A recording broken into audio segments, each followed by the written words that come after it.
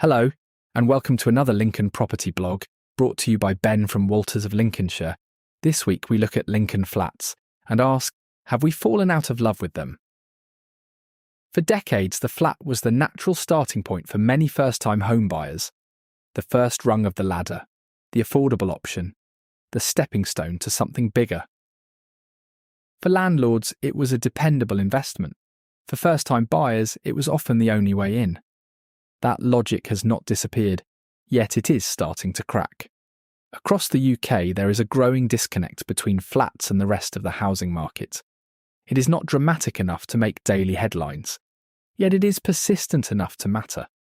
More flats are coming onto the market, fewer are being bought by buyers, and the gap between supply and demand is proving stubbornly difficult to close.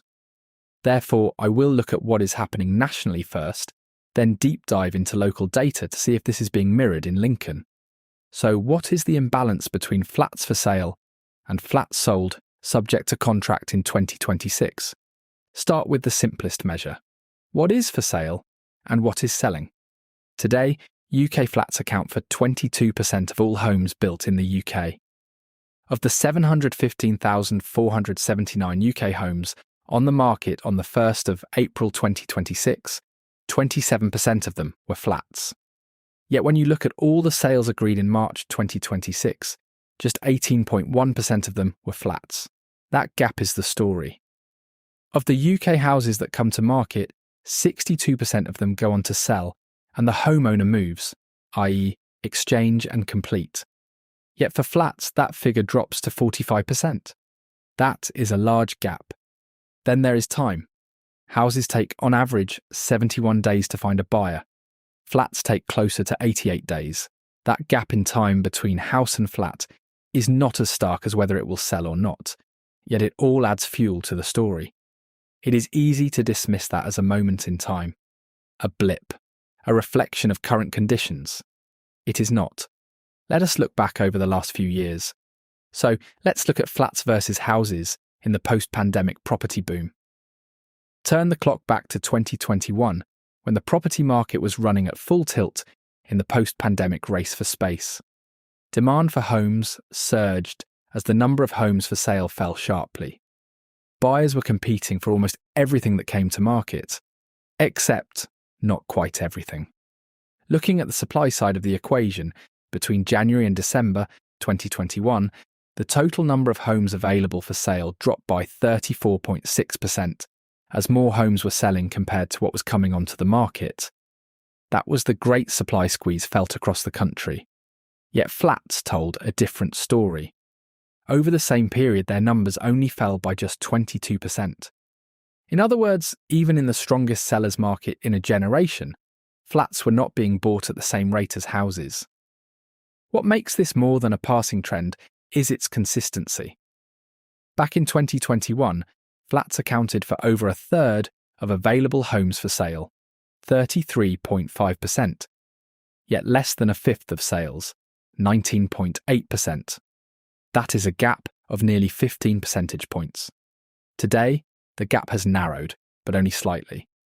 The most recent stats for March 2026 showed 27% of UK homes for sale were flats, yet only 18.1% of the sales agreed were flats, meaning the gap sits at around 9%, yet the proportional difference is around the same.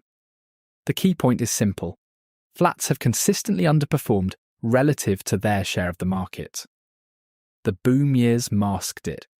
The more normal conditions we are now in have highlighted it.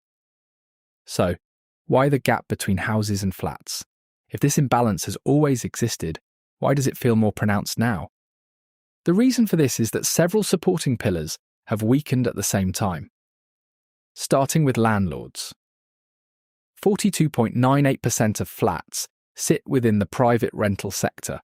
2.17 million of the 5.06 million UK flats are in the private rental sector.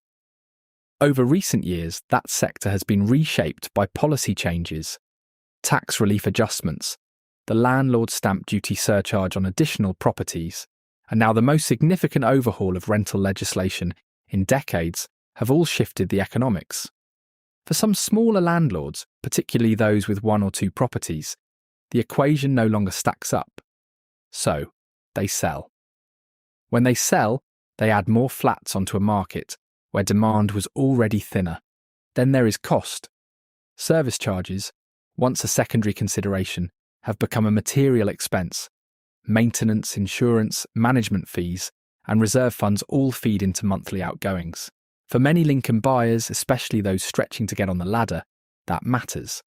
The decision is no longer just about the mortgage. It is about the total cost of ownership. Buyer behaviour has also changed. The pandemic accelerated a shift that was already underway. Space carries a premium, and flexibility matters.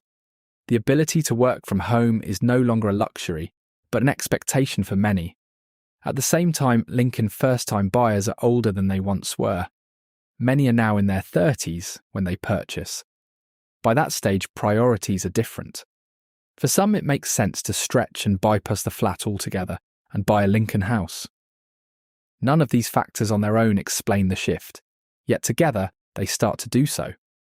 What is the local reality of flats in Lincoln? Of course, there is no such thing as a single UK property market.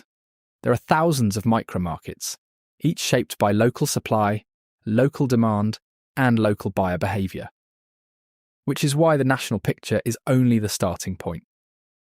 The more important question is how our city compares. Looking at Lincoln and our region over the last couple of years, the same themes can be explored through a local and regional lens. The proportion of Lincoln homes that come to market and go on to exchange contracts and complete varies depending on what you are selling. Lincoln houses is 56.8%, whilst Lincoln flats is 54.2%. For the East Midlands, 57% of houses go on to exchange and complete, and 50.4% of flats. And when it comes to time to secure a buyer, Lincoln houses take an average of 99 days, whilst Lincoln flats is 127 days. For the East Midlands, it takes 80 days to find a buyer for houses and 93 days for flats. What these numbers show is not a conclusion, but a comparison. How our Lincoln market behaves relative to the regional and national picture. Where demand is deeper, where it is thinner, and how different property types perform. It is tempting to talk about the market as if it is one single thing. It is not. A 3-bedroom semi-detached house operates in a very different segment to a 1-bedroom flat, while a bungalow attracts a different buyer again. Each has its own demand profile, its own pace, and its own sensitivities, shaped by who is buying and why. That distinction matters more than many Lincoln homeowners realise. When you come to market, you are not stepping into a broad, uniform pool of buyers. You are entering a very specific one, defined largely by the type of home you are selling and the depth of demand for it at that moment in time. Flats are not broken, nor are they unsellable. They remain a crucial part of the British housing mix, particularly in towns and cities where affordability and accessibility play a central role. Thousands of apartments change hands every month without issue, yet they are different. They tend to rely on a narrower pool of buyers, they are more exposed to rising costs such as service charges, and they are often the first to feel the impact when demand begins to soften. None of this is new. It has always been the case. What has changed is that the current market is making those differences more visible. For anyone considering moving home in Lincoln or further afield, the most important question is not whether the market is strong or weak in general terms. It is understanding how your Lincoln property performs within it. The likelihood of securing a sale and the time it may take to do so can vary significantly depending on what you are selling. As I mention all the time in blog posts, realistic pricing is the key to everything. If you are selling, do message me or the team if you need some stats on that. The Lincoln property ladder still exists, and Lincoln homes and Lincoln flats are still changing hands every day. But it is no longer safe to assume that every rung on that ladder behaves in the same way. Some carry more demand, more momentum, and more margin for error than others.